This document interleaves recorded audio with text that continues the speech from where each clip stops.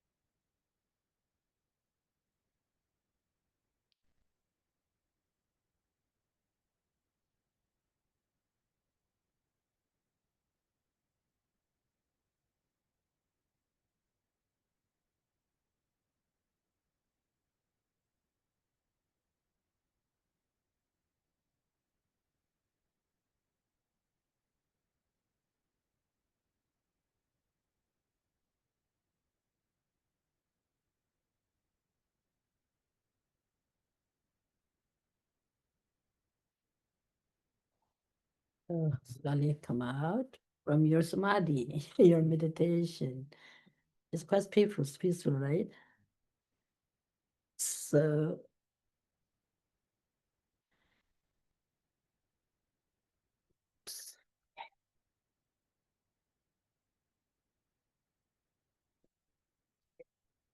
I think it just sorry. Okay, so we will start with the text, and I think you have got the copy. Beautiful. Yeah, Melinda have a copy. If someone need the copy.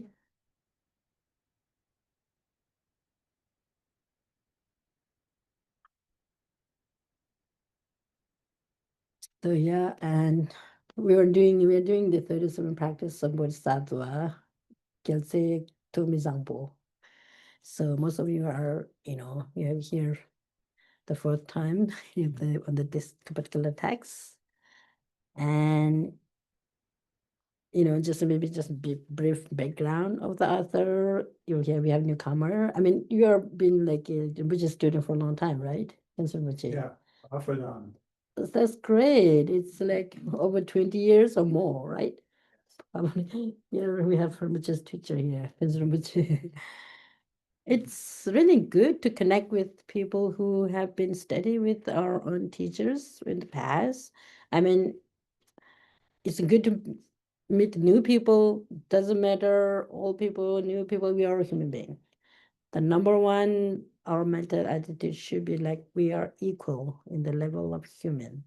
And not just human, animal also seeking happiness and peace. And then you have to ask the question, what is happiness?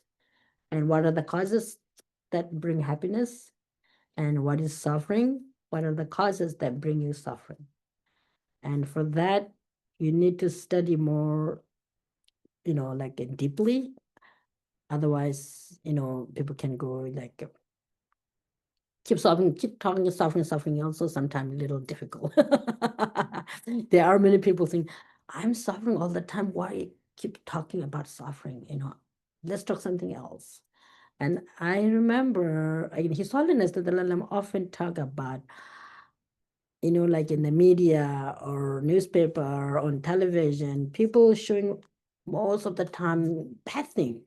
Someone killed, something, bad thing happened there. Someone robbed someone's house, rape, and this all the time. The media is showing all the time negative things.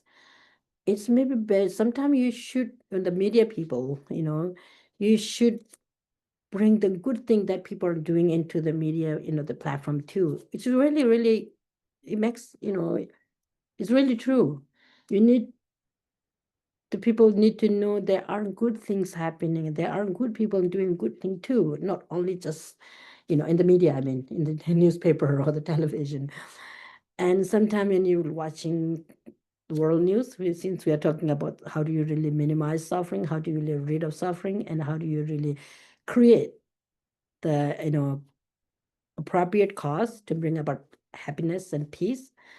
And then when you're seeing in the media or in newspaper or television, there's so many, manifest suffering is happening on the, even though it's not really directly happened to you in personally, but it's more or less we feel it, right? Do you feel it? When you're seeing there's war going on in such country, there's numbers of people killed. And when I think about this, wow, why we are doing this? You know, because why? What do you think? Why this is happening? Do you ever think about that? Why this is happening? Any idea? Any answer you're trying to find? Not really. Leave aside this a politic thing. I mean, the politicians also like, I guess they want to do it. Maybe their motivation would be, they could have like different, like a motivation, definitely. But we should be very compassionate toward them too. And they are responsible in a way when there a lot of suffering is happening in the around world. It's unnecessary sometimes and unnecessary creating division between country to the country, society to society, community to community. It's why this is happening. Any idea? Any thought? I mean, we are not people who are creating that, but at least we feel it because we live in this world. And then in Buddhist teaching, where you explain a lot about interdependency, my happiness depends on you, and your happiness depends on him. There's so many mutual, what do you call like interdependencies are there. These are something very, in a way, is kind of obvious. There are a lot of good people who are trying to bridge this tradition, what do you call it, ancient tradition, wisdom and compassion, and then the modern, I don't know, the modern science or modern approach. So there are many good people who are trying to bring this, wisdom from ancient time or contemporary wisdom, combine them and try to create some beautiful thing for us rather than, unattractive or like unattractive meaning something that we don't want, in something that we don't want, and something that we don't want our family to have it, and something that we don't want our community to face it, something that we don't want to this country and that country, and then the whole globe, the whole world. you know so it's very important to learn from these enlightened beings like His Holiness the Dalai Lama, and there are many others in history. You could learn a lot about who have done something good for humanity. And then when you study these texts, these are full of, what do you call it, knowledge, compassion, intelligence, and we need to learn a little bit how to, first I think we have to start from ourselves. When I'm saying start from ourselves, doesn't mean you have to wait until you get like a professor or something like that. We would use kind of a example. When you're in kindergarten, like 4 or 5 years old, you just learn A, B, C, D. And then after some time, you learn it more sophisticated. And then after some time, you go to college. After some time, you go to university. After some time, you have the maybe PhD and you become teacher. So similarly, I think we have to learn by ourselves. Just try to find some of the ugliness that's happening within your mind, and other actions always driven by the mind. If our action, if the mind is more like hatred or attachment or aversion or kind of jealousy attitude, if you have this kind of mind within yourself, and most probably the action would be like that way too. And when you say this meditation really mean like be mindful what is going on within your mind, and then watch your action, the body and the speech. So the mind is the most important thing. That's what I feel, and it looks quite true. So, and then when you say 37 practice of Bodhisattva, it's mind training, right? So we read the first three verses, and everybody have the copy. Good. The first three verses where the first verse it's a way I pay homage. I pay constant homage through my three doors. See, constant homage from my three doors. You can pay homage to those who are higher being than you, or you can pay homage to your own goodness too. I'm serious. Because you have to be proud of yourself, when you're doing good thing. Not really showing off, but if you are doing something good for others, you can pay homage to yourself. Why not? Because in the Buddhist teaching always often said like, be your own master. Have you heard that? We don't have to look some kind of external, protection. We can find ourselves. You can be more like a confident yourself, that you know what you're doing is right. And if are able to recognize your own good qualities, be proud of it, and then continue to grow furthermore. And if you're able to recognize some weakness of yourself, and then try every effort to minimize it slowly, gradually it will disappear. I mean, there are a lot of space, like the steps are there, but we can really do it. So I pay a constant homage through my three doors to my swim teacher and protective changes here. This is beautiful now. Maybe we have a new person here, and even you have studied many times already, but maybe it's just a reminder of ourselves. He's a really good reminder. Generosity. What do you mean by generosity? Have you heard? To my spring teacher and protector generosity. You thought of that, right? My spring teachers, meaning we have external teacher and inner teacher. And the classical texts precisely mention, in Sanskrit, you call guru. You know guru, right? Not like someone who can play like a super power or magic that change your mind like instantly. No. Where this classical text says inner guru and external guru. External guru can give you some instruction how to, how to direct it to a right path.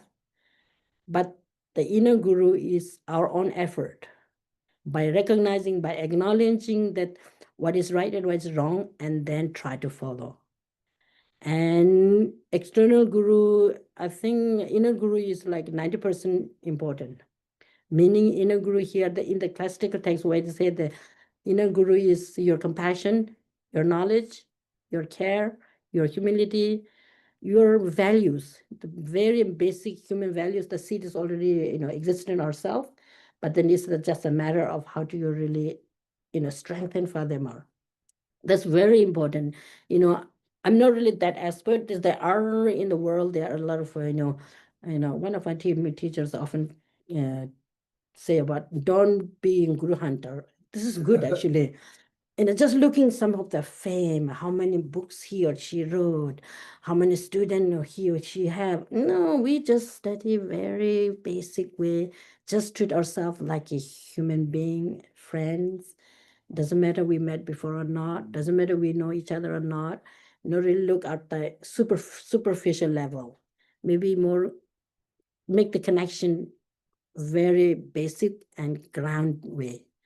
So, of course, famous teacher, there are really enlightened teacher, and definitely we should go. But sometimes there are people who are manipulating other people too, sadly happening in around the world. So yeah, that's because of that, you have to be really smart yourself. Don't to get kind of deceived by any others in a way.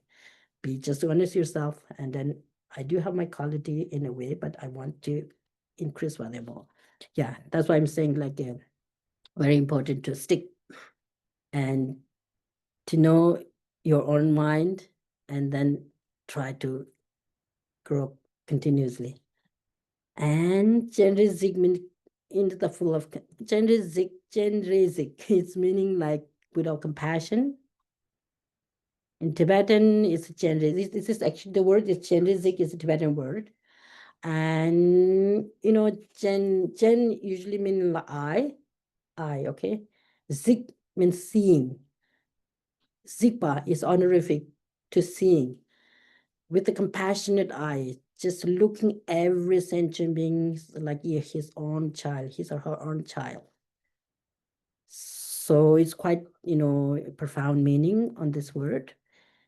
The supreme teacher, the protector, your own compassion and knowledge, wisdom will protect us. And then His Holiness the Dalai Lama, who is embodiment, you often said embodiment of the Buddha of compassion. He's there always for us, not only himself, right?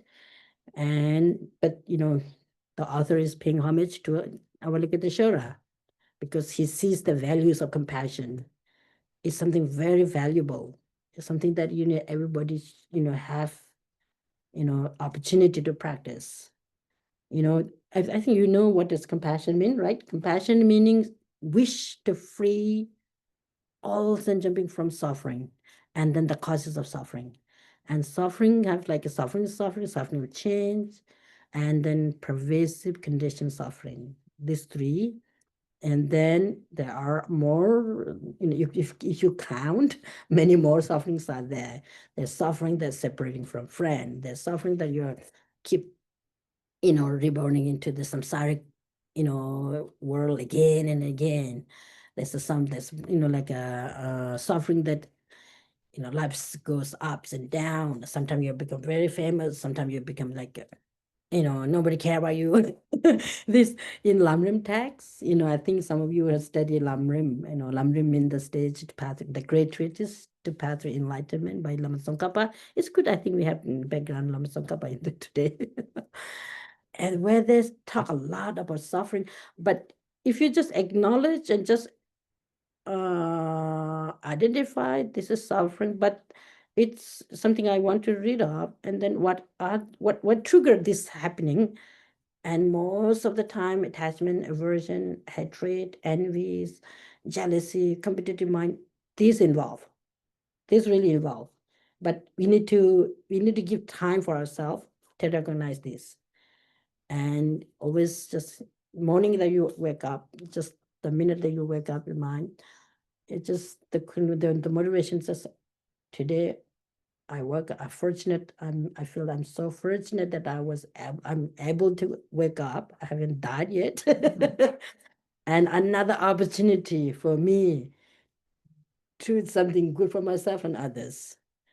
The motivation, if the motivation is right, then the minute they open your eyes, things like that. And then the whole day will go, natural, more kind of constructive in a way. Even though it doesn't go, you have the motivation is good, so it doesn't matter. You don't regret when you go to bed at like, I don't know, 10:30 or 11 when you go bed. When you go to bed, you just maybe try to reflect that what I've done something good for me, and then reflect this, and then rejoice that you have done good thing. if something uneasy thing or some negative action that you may have done because of ignorance, yeah, people do, mistake. But we need to acknowledge that I have made mistake and then think about that. I'm not going to repeat again. Before you go to bed, I think what I have done today is something not right, but I'm not going to repeat again. And then just feel just sorry. If you hurt someone feeling, if possible, say that I'm sorry I have hurt you. But if not, but from your deep heart, try to visualize that person. For example, if you have some, like a disagreement in your work area, or if you have sometimes you have clash, right? It happened for everyone, okay? Not only it happened for me, it happened for everyone. But then it's a part of our life, and then we need to sort it out. And then if you're brave enough to say that person, I think what you have done is not right, I'm sorry, it shouldn't happen again. And this kind of reflection, if you do this kind of reflection all the time, we can make a lot of progress, for time goes, weeks, months, years, yes. And then by the time when you have to go to say goodbye, meaning dying, I think maybe we won't have that much regret. We maybe die with peacefully, with like some people, some very great practitioner, they are happy to die. Why? Have you heard that?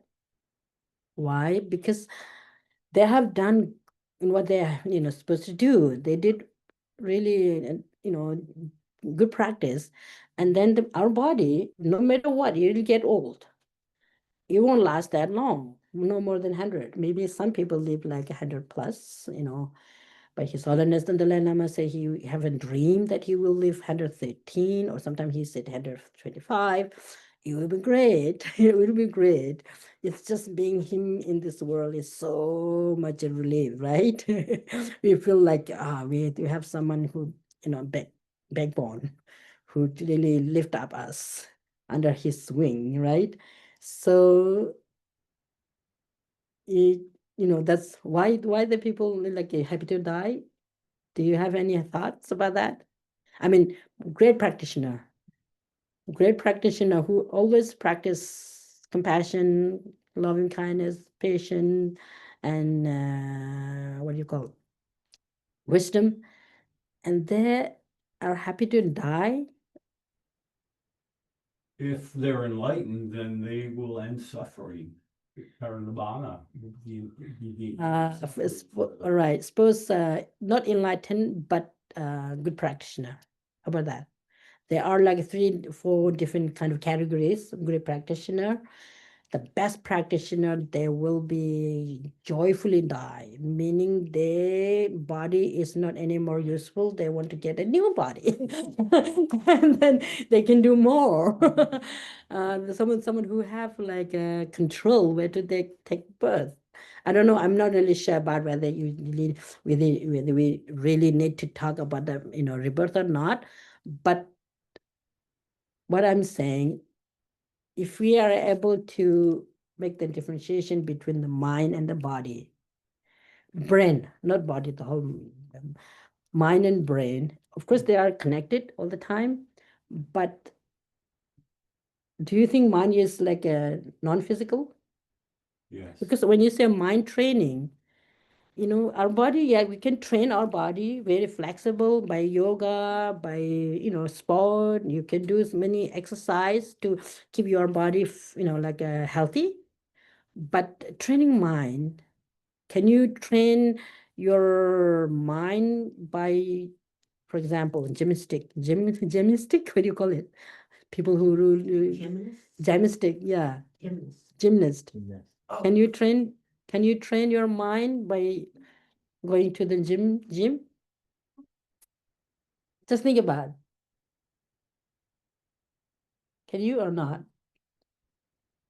Probably a little bit.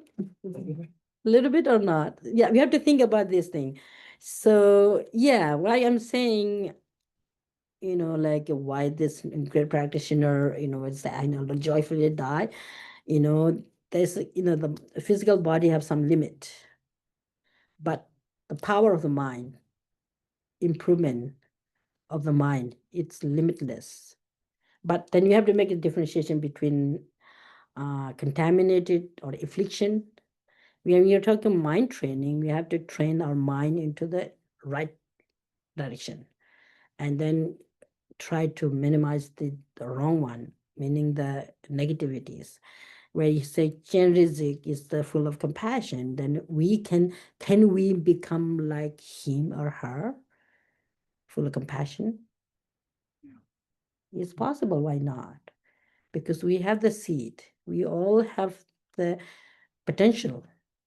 And then this is just a matter of fertilizing it, nurture it. Use this like a, if you plant like a sibling, like a flowers or fruits, trees, the seed is there. And if you do not really water, if you do not really get the sunlight and all the condition, you won't grow. So similarly, this is what you need to do. Okay, so let's work down. We finished only 3 verses. The first one is pay homage to the enlightened beings or the masters, the protector. And then the second one is where I say perfect Buddha, source of well-being and happiness arise from accomplishing the excellent teachings. Excellent teachings, the teachings on wisdom and teaching on compassion and loving kindness. Okay, and this depend on knowing the practice, and then the practice. Just intellectually learning is important, and at the same time, make it more like a practical. We say the practice meaning train, apply, try to apply in day-to-day life. And so I will explain the practice on Bodhisattva. The first one is to pay homage, and the second verse, which is, making pledge or commitment that I'm going to write. And then now we start the first verse, which is, we're doing okay. Having gained the rare ship of freedom and fortune, here think and meditate unwaveringly night and day in order to free yourself and others from the ocean of cyclic existence. This is the practice of Bodhisattva. So this is where you talk about, human body, which have endowed like a leisure and the 10 endowment. We are fortunate. I just feel like we are a fortunate person where you have the opportunity to learn something about compassion and wisdom, and learn, nurture, grow your human values. And then the second verse where you have, there's some problem coming here. Attached to your loved ones, you are straight up like water. There's another translation. Oh, no, it's okay. Attachment to your loved one means attachment to I think the word here, attachment to your group. We make this in group because of our emotion, like a self-grasping ignorance. Have you heard that? And then inappropriate attention, and then a pet, like a attachment, affliction, and then the whole drama we create without knowing the reality. Because of ignorance, we create like mind group, because like attach some group, attach that some, just making the mind group their group, and then someone in the middle is like a neutral being, near dear one. Some people use like a near dear one or your loved ones. I mean, we should just create the whole humanity, your loved ones. Can you do that? Is it possible? It's hard. It's hard. definitely it's hard. Why do you think it's hard? I think the farther I try to stretch myself and feel compassion for everyone, even people, I don't know. I just have a trouble getting by some of my my more immediate things that come up in my mind when I think of those people. Exactly. Yeah. You have to be really practical, because we have to see our limit too. But from your heart, yes, maybe try to expand as much as possible. Just treat everyone as same as human being. But then, do you have the capacity to treat everyone as your family? And in terms of very practical thing, like in terms of living, work, education, these things. But like a Bodhisattva Shantideva says, if there is something that you can do, there's no need to worry. If something that you can't do, there's no reason for you to worry. If you worry, it's a waste of your time. And then you just live for the moment and then wait another time, maybe another time, another, occasion you could fulfill some of that, like their wish or the other wish. Sometimes, if you try to be good with you, but then it may take time for the other people to understand what your motivation or uh, your way of thinking that treating others. It takes time to acknowledge. Probably that's really true. There's a limit, but we can train limitlessly. We can really train. If you think like everyone seeking happiness and nobody's suffer. So if you give your suffering, if you try to share your happiness, joy with others, our own happiness will grow. And then at the same time, probably, others will find some ease and some, joy and some, like a relief, definitely. But it's just a matter of time. Having gained, attached to your loved ones, you are straight up like water. The Tibetan word is it's quite powerful in a way. But actually, anyway, English is also good. I'm sorry. I'm just always comparing these words. But yeah, words give meaning in a way. Nyingi cholam tocha chudar yo.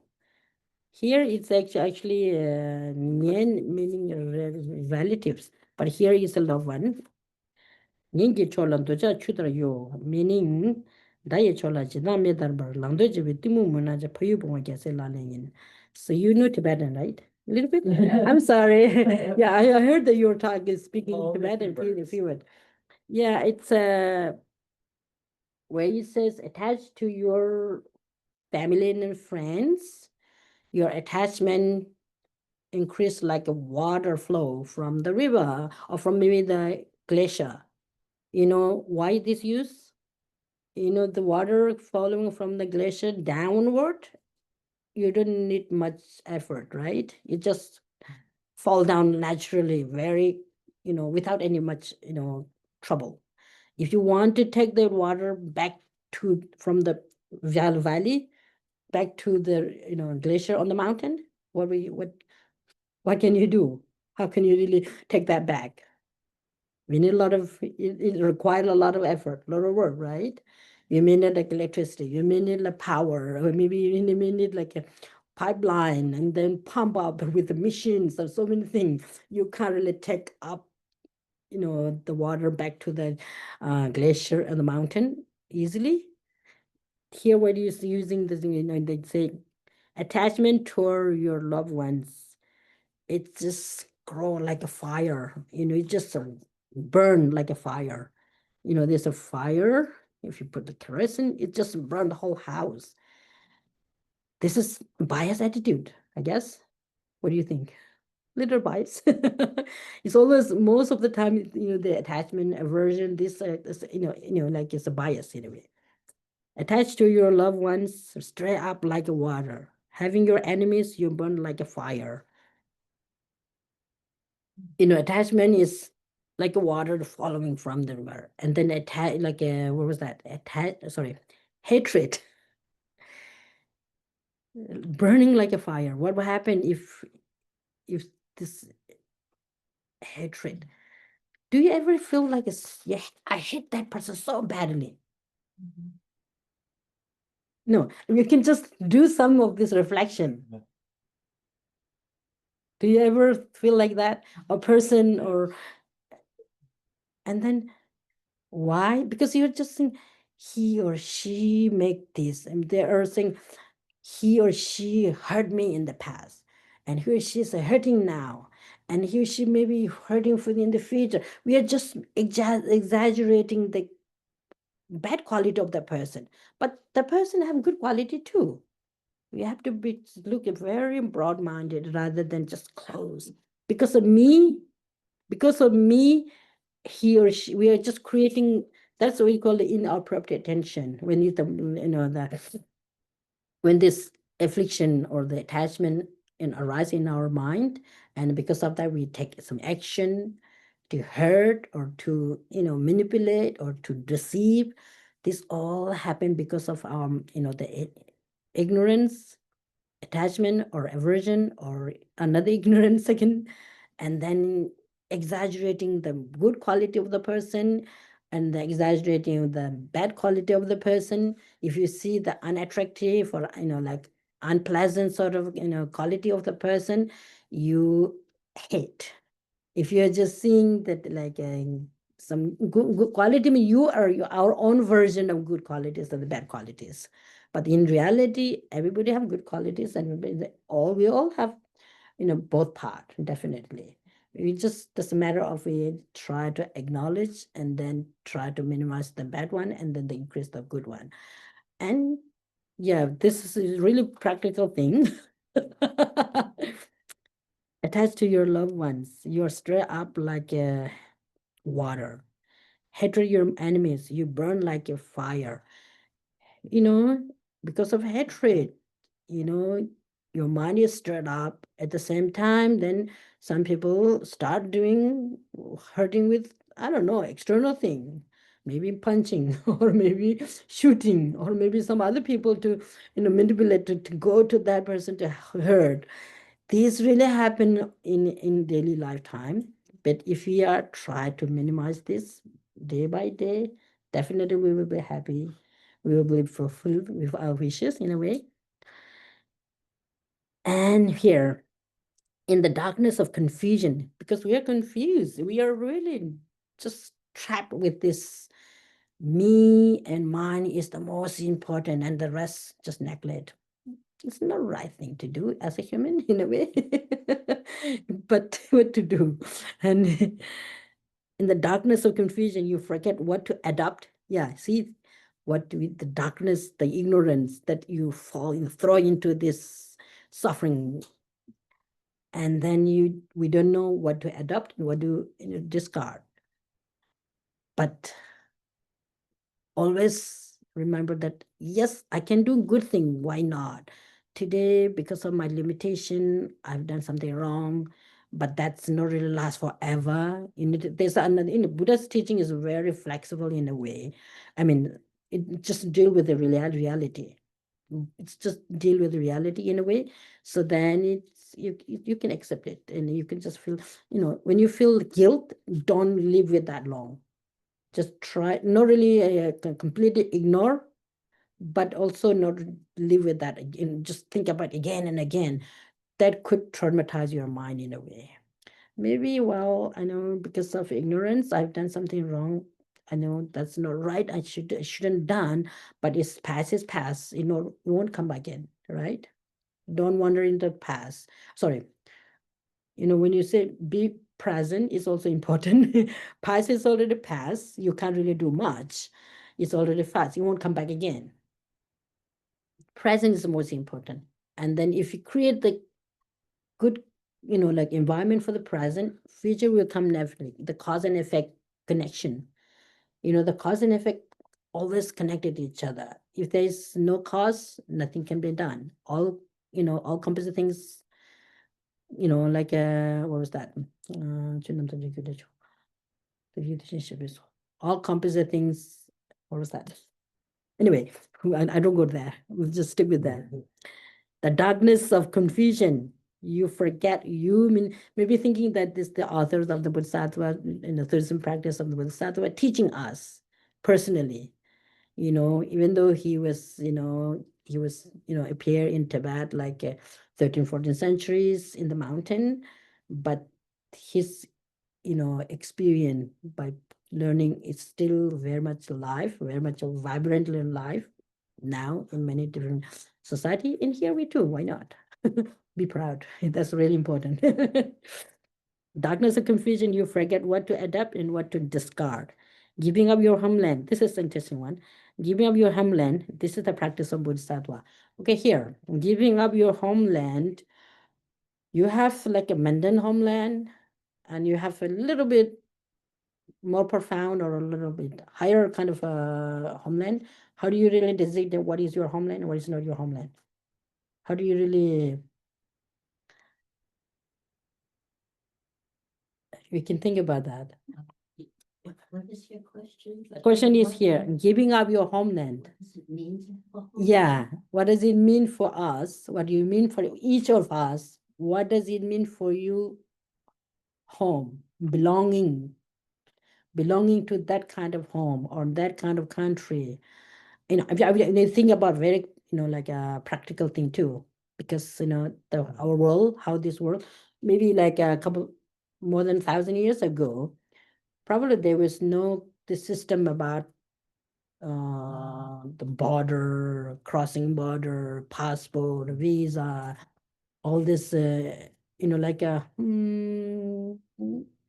when we live with nature in a way, we are riding on horse or elephants and just traveling to one country to the country, one continent to the another continent in a ship. Like for example, in India or for example, like from our area, I'm from Ladakh in the Himalaya, Zaskar. And some of our elders, they used to go to cross the Himalayan mountain to go to Tibet. They don't need any papers to show at the border guard. I don't know what to say. It's so funny what to do.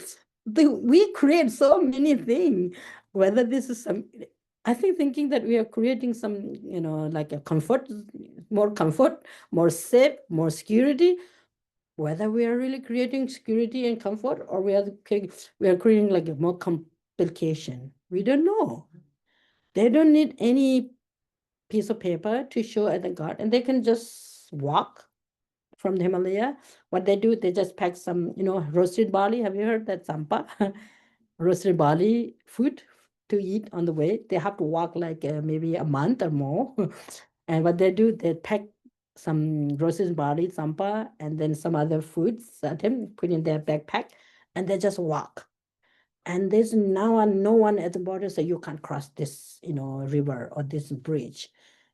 You can just go and then you can learn the wisdom, the compassion from many of these enlightened teachers there and get the law knowledge, and they can return back to their home. Where they're born, their home, I don't know. Yeah, we should, in like a mundane level, we should have home. We all have home, definitely. And where you're belonging. It's, some people think, why, what do you mean by that? But it's, if you think deeply, it really means, it has some profound meaning there. What do you think? I can get some answer. Where do you belong? What do you say? I think it's funny. It's really funny to ask, but it's in reality, because we don't have more than 100 years to live on this earth. And then we will die. And then in the future, whatever, just forget about when we feel how will happen. But when you're living, and yeah, it's kind of interesting. What do you say? Could it be a willingness to give up what you may have grown to be used to as your everything, or what you've become attached to, or something like that? Oh, what? That right. But Giving up why? your home. Right. Okay, we have to be really careful. Not really like foolishly make this kind of decision. Some people think like and giving up your homeland, meaning not really doesn't mean that you completely forget of where you belong, because we are very normal human being. We need to survive somehow, and but not really too much. Meaning, if you're making me and mine, when we are creating this scenario, me and mine is the most important, and then the rest is not. If we create that, then we make some kind of wall between these three groups. Near dear one, and then so-called enemy, difficult people, And then neutral people, why we create that? Because it's my friends, because me and my friend or my family, because of attachment in a way. And then because of aversion, not disliking those some group, and then they're creating, there's my enemy. And then there are some in the middle, no hurting, no doing nothing, just ignoring. That's also not right. You have to just think about really carefully about this thing. Giving homeland, it oh, it's I would say giving your homeland, give up your homeland. This is the practice of Bodhisattva, meaning it has many different layers are there. Different layers of understandings are there. From very practical, very beginner level, like us, probably giving up, too excessive attached to one group, maybe give up that. And then the place where you belong, I mean, with the place so-called we belong to, we all belong to the universe in a way, if you think widely. What do you think? If you think really broadly, we are all belong to the universe. We all have our right to live freely. Yes. It can feel easy enough in a way until you're threatened in some way. Like if someone is attacking you or taking what you need for survival. So on some level, especially as I get older, I can widen my circle, but I realize that it would be very easy if someone were attacking me or threatening me in a significant way. That would be much more difficult. Exactly. That's the thing. That's why I'm asking for that. It's a, we have sense of belonging, definitely. Not sense of belonging, sense of a home, feeling that's comfort zone. There's nothing wrong with that. We all live with that. But too much excessive attached to one place, a particular, group of people, that's more or less a bias thing. It's wrong. But then you could, if you just see the whole situation clearly, a more wider perspective, if you think like, I want a happiness, it's the same thing that others also.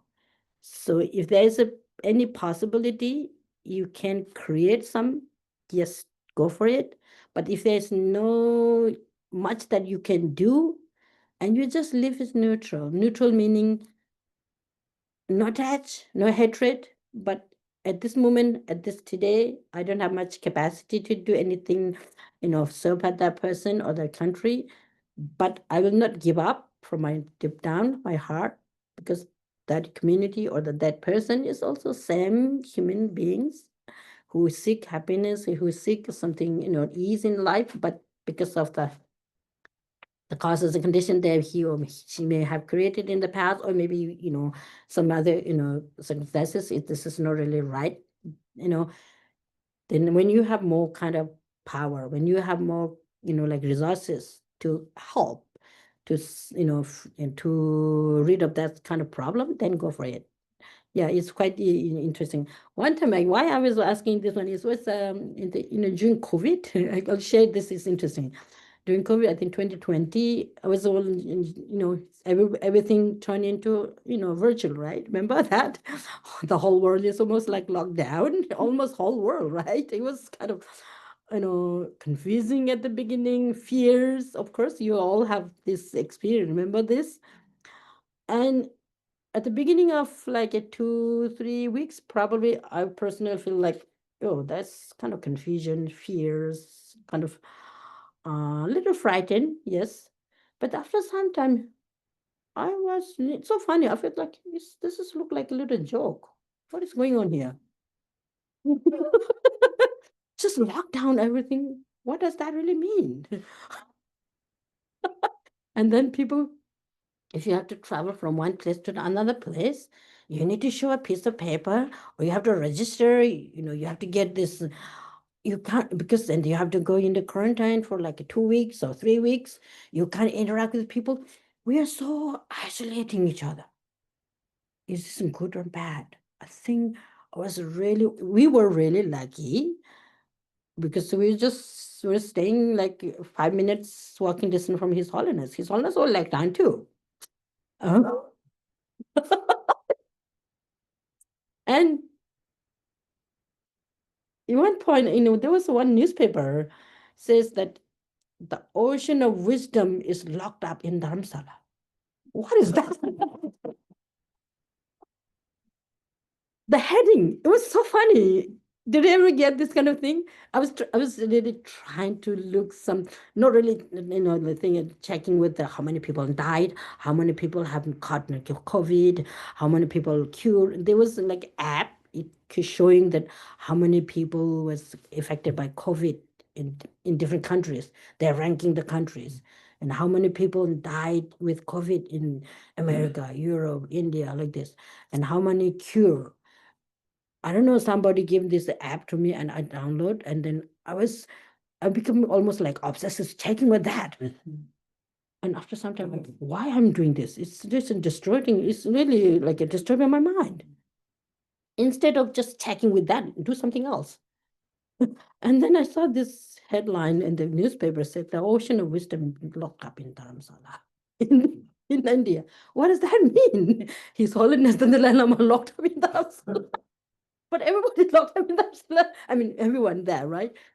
And it's so funny. But anyway, I think there's a great lesson we learned from that. What do you think? I think, of course, we lost. People lost a lot, but it's something really questionable thing come up anyway. And after some time, I just stop watching, stop checking on the app, nothing, just go for, and then so many teachers from different tradition, like religious tradition, or just very good human being who really give counseling, advice, how do you really maintain this kind of situation. And everybody was giving online teaching, meditation. This save us. It is online because the technology just try to use it for the good instead of distraction. Of course, there's a lot of distraction you find on it. Especially when you talk about the social media platforms and different, like internet, browser, whatever.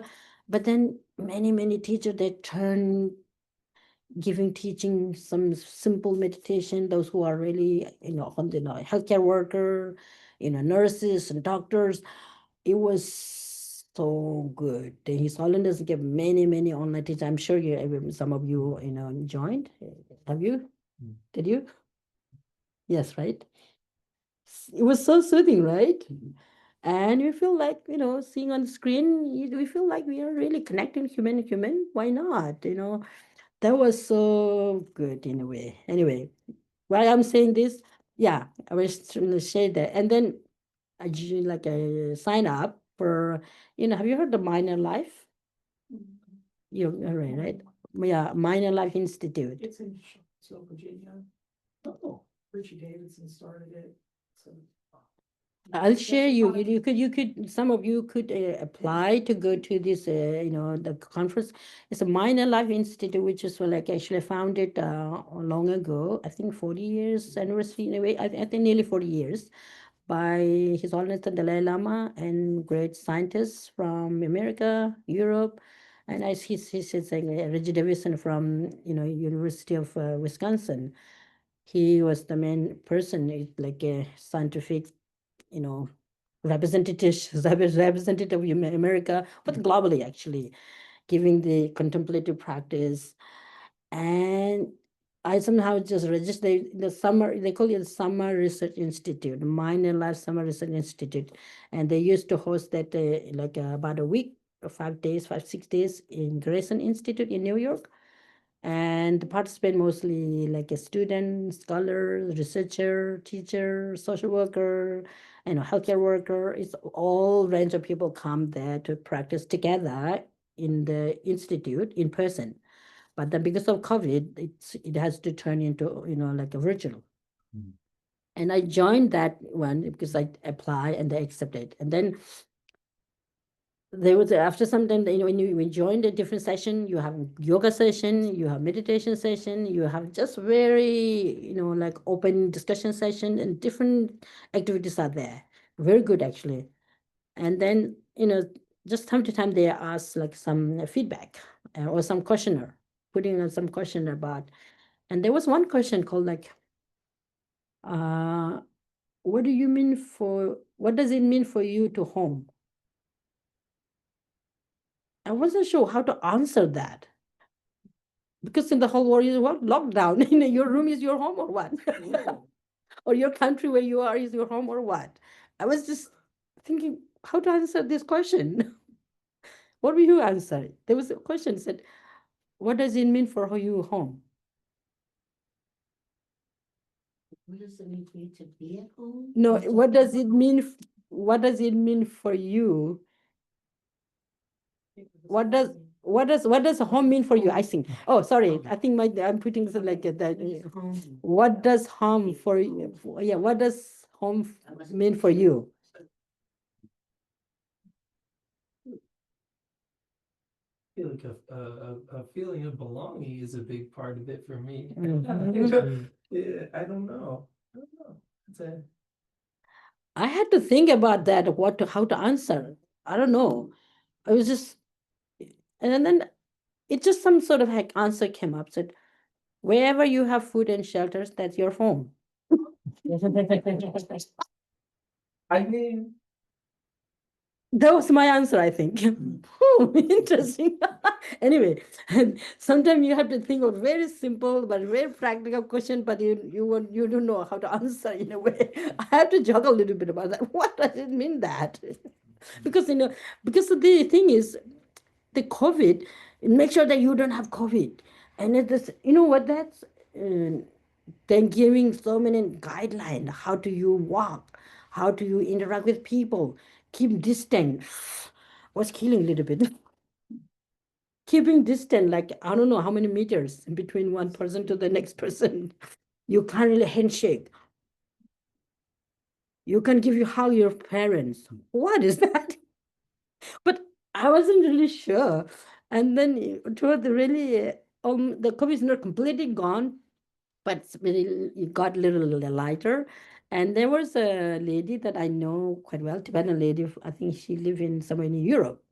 And there was travel restriction was a little loosened, and they came to Dharamsala. I walked to the street in Dharamsala, and she was there. I knew them, and then it says that in Tibetan you said Tashidale, greeting, and she was actually, shaking, giving her shake to like a handshaking. Because I got this guideline, the COVID guideline, don't touch, don't keep distance. She give the hand, but my mind, because of this repeatedly telling about keep distance, keep distance, keep distance. Yes, of course, physically you can keep distance, but if you keep physically distant, also sometimes the mentally you are keeping distance because he or she may have COVID. I don't want to get that. And then what about these doctors and the nurses, then healthcare worker, frontline worker? I mean, they have to sacrifice their life. Why you are so important than others? It was so, it's confusing in a way. And they repeatedly telling this about the distant. I have got this, kind of a attitude. I'm not supposed to give a handshake. She gave her hand like this, and I didn't. And 1 minute later, I feel so bad. Why I did that today? I usually don't do this. Anyway, we learned a lot of lesson from that. Well, why we're talking this homeland, giving up your homeland, it has some like a deeper meaning. Giving up homeland meaning maybe from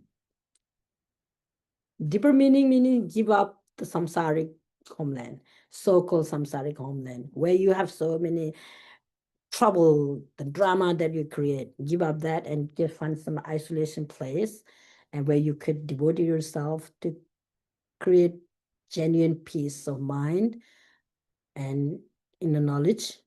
Okay, anyway, giving up your homeland, this is the practice of Bodhisattva.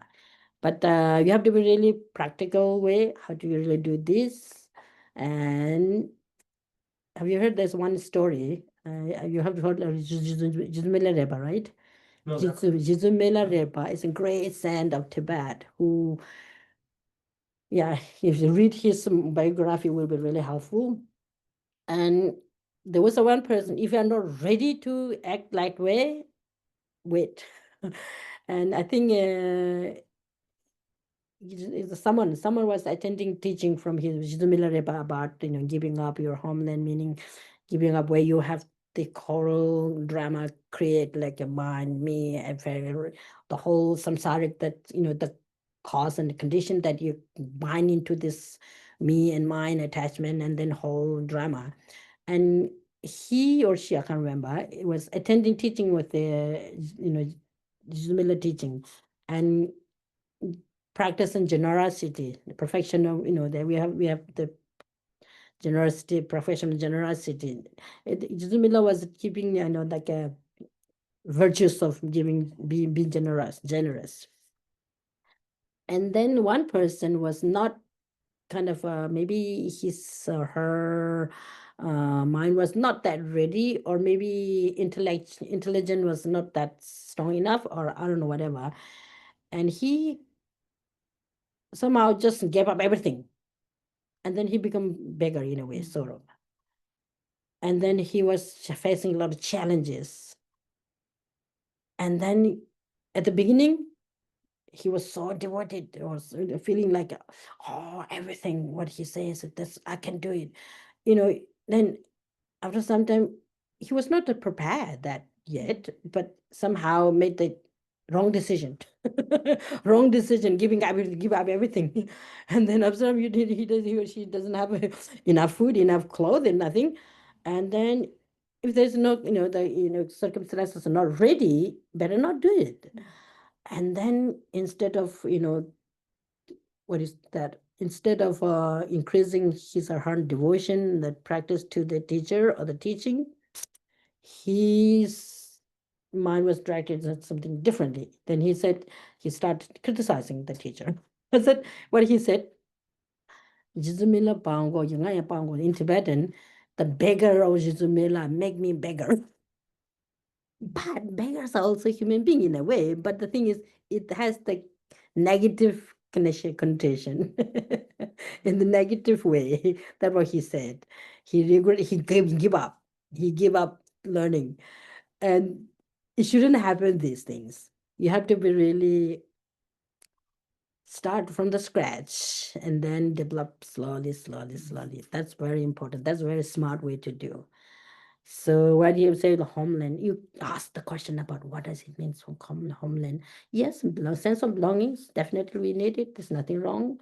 And sense of family, nothing is wrong. We need we need to have friends and families, even though you can't really reach the, I don't know how many billion people on this earth. 8 billion, right? More, nearly. And yeah. So this you need to just think about quite, here I think this some sort of homework, or think about what does it mean by enemy, what does it mean by love and near and dear one, and what does it mean neutral people, neutral beings. They are like, we are creating this group. In reality, we are one small human family in a way. And then sense of belonging also important, but not really grasping too much. That's a very important thing. And then maybe ask some question about how this attached to a loved one so strong and not really much to the others, and how this hated so much to some group but then not the others. And then are we really confused and lost in this dreaming thing? And then Oh yeah, actually we are, and we are not really able to what to discard and what to adopt, and then use our own mind. And if you're not really able to see exactly, correctly, but just some limit is there definitely. Yeah, and we could do this, and then look at, give up your homeland. Did I give my homeland? I don't think so. Check about that, right? I know, because we're really ordinary human beings. So ordinary human being, we have the sense of home, definitely. We have the sense of belonging, definitely. But attach too much, and then just forgetting, making this kind of barrier between this is my home and that is your. You are not allowed to enter into this. Sometimes, yeah, it's sadly sometimes it's happened. I mean, I was sharing about earlier this story about, from some of our elders who crossed the Himalaya to Tibet. Then they don't need any piece of paper, nothing. They just go, and their other side, they welcome them, their own human family or friends. But then nowadays, so many complications are there, and you have broken the laws, the rules. The rules, who made the rules? We made it. And it's a matter of course for good or what? Anyway, I think we have only 5 minutes left, and I think you got some sense from here, right? Maybe you read a little bit about what is attachment. Attachment, when the attachment arise, our mind always like pull toward that object, and when a hatred arise, you just push and pull back, and then there's no like no attachment, right? But in like a what neutral, just forgetting. But we the all three categories that we create, but in reality, we are all same family. I guess, like, I don't know that well about the evolutionary theory. It was pretty nice to learn about this, like a family trees, the evolutionary, how we human actually came to being as a human from, I don't know, monkeys, whatever. And we all share the same, what do you call it, DNA. And we are all related, right? So physically. And then, if the physical is related, then mental, of course, is related. And then that's how we really look at really close interconnection between us. And if you think about that again and again, and our mind close feeling toward that, not attachment, but close feeling means caring others, caring each other, respect each other will increase, multiply, and then we could live happily. Okay, so I think we have only 5 minutes, and let's do another short few minutes meditation and do some reflection from the text, where he says attachment, aversion, what is, yeah, you can stretch your, yeah, it's very important to stretch like this and make comfortable your physical body and then the mind. Okay, so 2-3 minutes meditation and reflect the meaning, and then try to dedicate meaning that I want to continue this journey for myself and others. Okay, we'll do few minutes, very relaxed. Okay, don't get too much tense.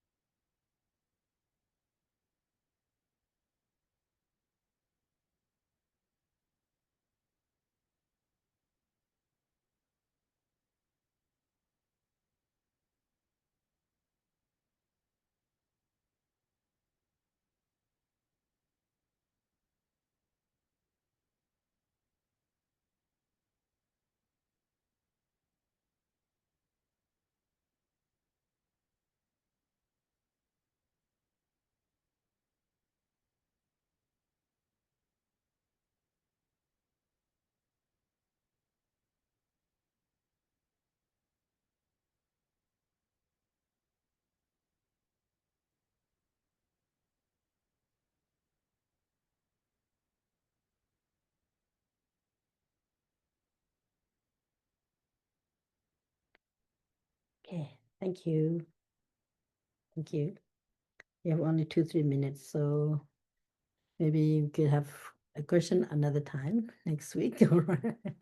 Thank you so much. So I think we have created some good environment for ourselves so we can, influence over our surrounding, and then slowly we can expand infinitely. Keep that courage all the time, but at the same time be very practical and realistic. Thank you. Thank you. Thank you. Mhm. And of course, we have tea. Yeah, please snacks, enjoy and tea, snacks. yourself, and Thank yeah, you. Love today. Feel free to. Bye. spend everything. Is it in the paper? I've got it in. Oh, I'll run it in.